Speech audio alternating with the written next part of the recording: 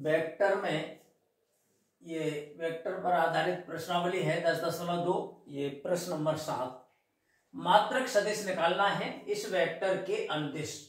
ये vector A नाम का दिया है आईजीके के पदों में। इसके अनुदिश एक मात्रक सदिश निकालना है। इसे इकाई सदिश भी कह सकते हैं मात्रक सदिश की जगह पर। और इसी तरह का एक और प्रश्न है कि पी क्यू के अनुदिश हमें मात्रक सदिश निकालना है। इसमें पी और क्यू के निर्देशांक दिए हैं। दोनों प्रश्न इस वीडियो में देखेंगे। तो मात्रक सदिश जिस वेक्टर की दिशा में निकालना है, हमें एक ही दिशा में निकालना है। सदिश ए के अनुदिश, अनुदिश लिखा जाएगा यहाँ मात्रक सदिश। यहां से इसका हल देख रहे हैं, ये दिया हुआ लिख लिया है। ए के अनुदिश मात्रक सदिश, इसको व्यक्त करते हैं मात्रक सदिश को सदिश।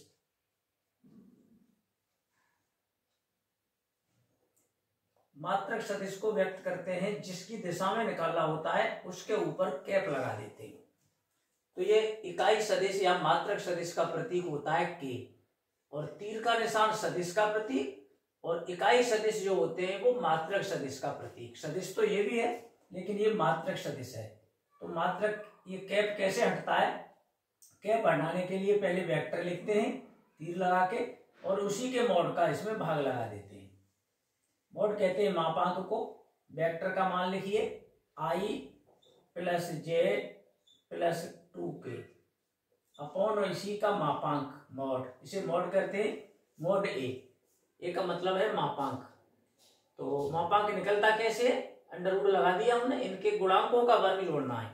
i का गुणांक लिखेंगे यहाँ वर्ग करके, 1 है 1 स्क्वायर, जे का गुणांक भी 1 है वो भी स्क्वायर, और के का गुणांक 2 है 2 का स्क्वायर। इस तरह से ये निकल के आ रहा है i प्लस जे बट तो है ही है, अपॉन में जे रूट 4 5 1 6 हो गया, और ऊपर वही i आएगा जितना है पहले से जे और जितना है पहले से के। तो ये आईजीके के पदों में एक ही दिशा में मात्रक सदिश निकल चुका है। इसी तरह का ये प्रश्न है पी क्यू के अनुदिश मात्रक सदिश। इसका यहां से हल देखेंगे सॉल्यूशन। ये तो प्रश्न लिखा है, ये दिया हुआ प्रश्न 8। तो पी क्यू की दिशा में मात्रक सदिश को पी क्यू लिखकर ऊपर कैप लगा देंगे। इसका अर्थ हो गया पी क्यू की दिशा में या अनुदिश कैप माने मात्रक सदिश। और कैप कैसे हटता है? जैसा बताया था, जिसका कैप हटाना है पहले उस पर तीर लगाएंगे। पी क्यू का हमें कैप हटाना है तो तीर लगाएंगे और इसी के मॉड का इसमें भाग लगा देंगे।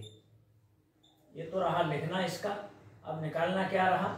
पी क्यू होगा क्या? स्थित सदिश के पदों में पहले और अंतिम में से अंतिम बिंदु का स्थित सदिश ओ क्यू माइनस पहले बिंदु पी का स्थित सदिश O Q upon mod P Q.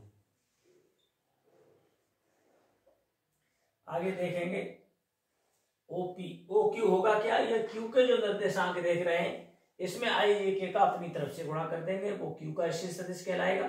तो हो गया ये 4i plus 5j plus 6k minus P के स्थित सदिश जो कि ओपी है।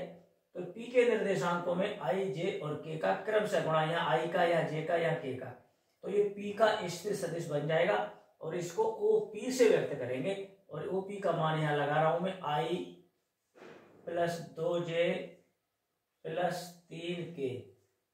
ये घटने के बाद 4i में से 1i 3i बचे, 5j में से 2j तो ये भी 3j बचे, के भी 3 ही बचेंगे, 6k में से 3k अपॉन इसी के मॉड का भाग लगा देंगे। गुणांकों का वर्ग 3 का वर्ग i के गुणांक का वर्ग हो गया, j के गुणांक का वर्ग, तीनों के गुणांक एक ही है 3 है। तो ये 9 या 27 का 3 अंडर रूट 3 होता ही है। 3 ऊपर से भी कॉमन आ जाएंगे और बटे वाले 3 को काट देंगे। इस तरह से ये प्रश्न पूरा हो चुका है। 3 कटने के बाद ये प्रश्न का उत्तर है पी क्यू के अनुदिश इकाई सदिश, ये ए के अनुदिश इकाई सदिश। दोनों प्रश्न पूरे हुए। धन्यवाद।